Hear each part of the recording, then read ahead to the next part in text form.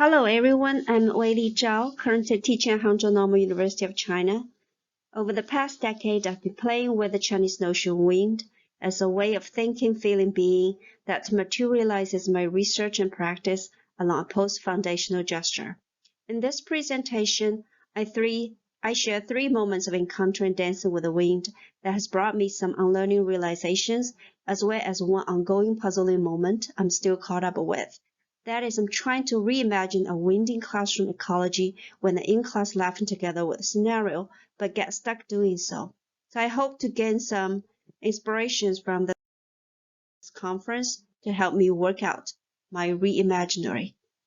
First moment, we can all recognize what the wind blowing feels like, but I never really paid attention to this phenomena until one day when I literally saw a linguistic wind education association on the wall of a school in China. The words literally read, schooling wind, teaching wind, and learning wind. I grew up with such prevalent discourses, but before this day, these words had not registered to be as anything but metaphors, with the semantic registers of school atmosphere, teaching styles, and learning manners. To borrow Foucault's words, I had been caught up in the trap of philology, assuming the legitimacy of modern grammar and seeking meaning by a representational mode. But this encountering moment set me onto an unexpected, wandering journey along which normative and foundation assumptions got suspended and imploded. These assumptions include, among others, an anthropocentrism that orders language education and other research of things along a subject versus object logic, and a learning rationale that reduces education to an outcome-based gaining a measurable process. I share one scenario here. Dancing with the Chinese wind alerted me to this ancient etymological definition, which says wind blows and insects get germinated and hatched within 8 days, and the other ancient texts woven together not by a modern grammar and a representational mode of signification. Put simply, middle school students can understand each character in this picture, but when put together, words get stuck in the tracks, and the statement doesn't make any sense to us modern people. For example, it says wind has 8 directions that correspond to 8 musical tones and 8 seasonal timings, indicating a correlation among space, music, and age time. Put simply, I found myself in the hands of language, not vice versa, imploding a subject versus object ordering that treats language merely as a tool for us to express our thoughts. Following the dancing wind also accidentally exposed me to Confucius' own envisioning of teaching learning as expressed in his comment on this particular I Ching hexagram with an image of wind blowing over the earth.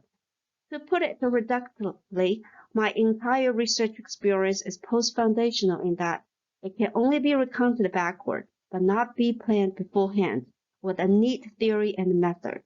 Retrospectively, I portrayed it as a Taoist unto unlearning, and myself as both a researcher and unlearner or studier, flattening many normalized binaries, say between the researcher and the researched, mind and body, humans and environs. Taoist unto unlearning is taken from a Tao Te Ching statement, doing learning gains, whereas doing Tao loses, losing upon losing reaches non-action, and non-action to non-action. In my second moment, my next encountering moment with a Taoist wind forest story further implodes our binary ordering between mind and body and human and non-human cosmic beings. The Taoist story from the book Zhuangzi is about a master who, by forgetting losing his mind and body, is authentically exposed to a myriad of wind forms and sounds as being ontologically equal and equally different, all naturally happening in a concerto movement. The depiction says, once the wind blows works, then the 10,000 crevices and holes howl forcefully with different sound features. In the mountain peaks and forests, some giant trees have holes and crevices in the various shapes of noses, mouths, ears, vases, cups, mortars, mud holes, puddlers, and their wings sound like murmurers, whistlers, yellers, suckers, shouters, wailers, resonators, screamers. The first earlier gusts of wind resound with a U, and the later following winds come in with an O. With a light breezy wind, there comes a pleasant light harmonizing chord of movement. With a gale wind, there comes a loud noisy wind, comes a loud noisy harmonizing chord movement. However, when the violent wind comes, the tree crevices become sheer silent, as if all stuffed to a limit, and then you start to see the wavering and quivering of the trees after the limit is transcended. This winged forest story portrays an ancient Chinese worldly wisdom, namely the cosmos is basically a pluriverse constitutive of eminently interrelated cosmic beings called 10,000 myriad beings, with human beings as one of cosmic being ontologically equal to other non-human or more than human cosmic beings. With such a pluriverse, a world or the world is not made up of disparate things, but is simply a worlding or nature, an active, ongoing auto-generate process as experienced from within it. Quote Ames 2011, page 61. To borrow Barrett's words, we don't obtain knowledge by standing outside the world. We know because we are of the world. That is, meaning doesn't come from an external source, but arises in situ. The third moment. My Taoist unto learning story connected me to Professor Karen Mures, who invited me to join her international cohort on doing post-qualitative new materialist and critical post-humanist research. For our first Routledge book chapter, I revisited the wind as a materiality of meditation practice that helps to further implode the Cartesian subject, mind-body-heart division, as well as the human-environment separation. My meditation practice was an assignment from a course on traditional Chinese medicine, culture, and practice. It grounds itself in ancient Chinese Qi ethical onto epistemology, where an incessant flow of energy interconnects and inter-influences cosmic beings through the Tao movement.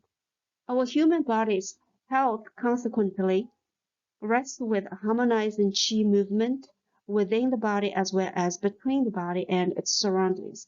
Every cosmic being, say humans, the sun, the moon, water, wind, plants, animals, food, beauty, streets, has yin-yang tones and senses. The assignment was for us to observe and feel the yin-yang tones of different persons and plants, as well as human nature harmonization, along a Chinese traditional medicine rationale.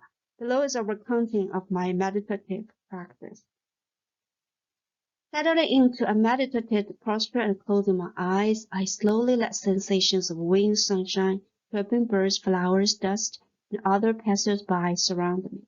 Envisioning a Qi cosmos, I gradually began to see and position myself as only a tiny speck, immersed in a broader space extending into high skyline and beyond the waterline.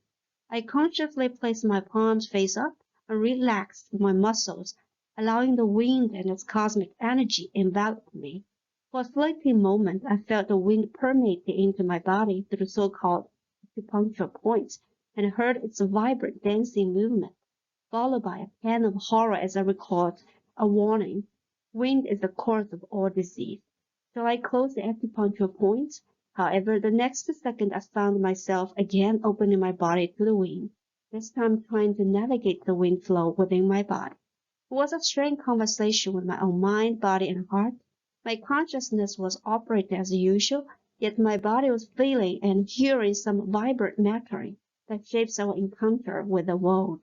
With eyes closed, my other senses of hearing, smelling, tasting, touching, feeling, intuiting had become more sensitive and responsive. After this wholehearted interaction between my body and surroundings, I opened my eyes and perceived a different matter of the trees blowing leaves, flowers, road, air, wind, and chirping birds. Perhaps as an after effect of a human nature harmonization sensation, or as a new lens opened through a holistic ethical onto cosmology, I no longer perceive the trees, flowers as separate things along with each other. Rather, they became a crisscrossing pattern of Tao. The spaces between them no longer empty, but filled up with invisible energy movement. It's no longer only the visible that is present, but more so the invisible that grounds and conditions the visible that becomes present.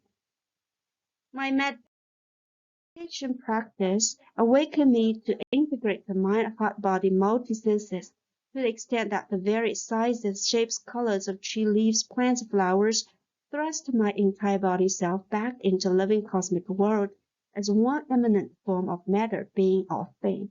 It's not that we humans smell the flowers as something external through the blowing wind.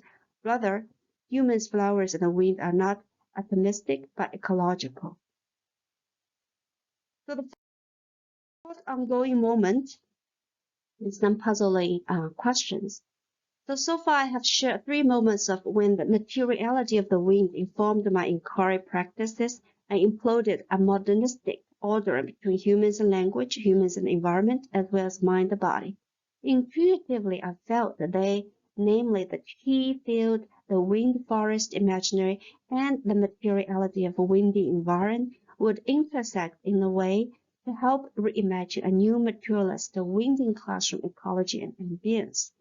With that hope, I have taught 2 courses, one undergraduate, the other master level, this past semester in an automatically videotaped room with the students sitting around fixed rectangular tables.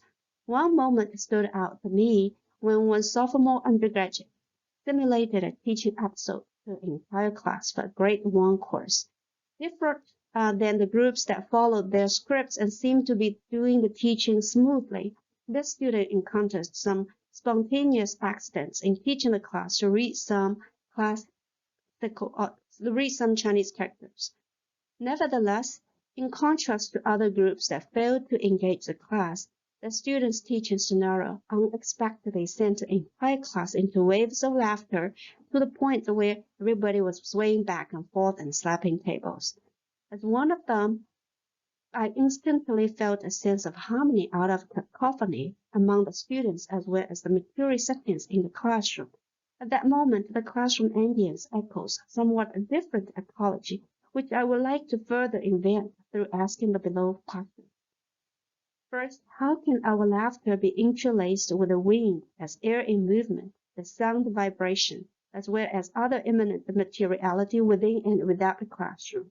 Second, how can the spontaneous dynamic movement and entanglement be analogically interpreted through the Taoist wind forest image, or more importantly, ecology?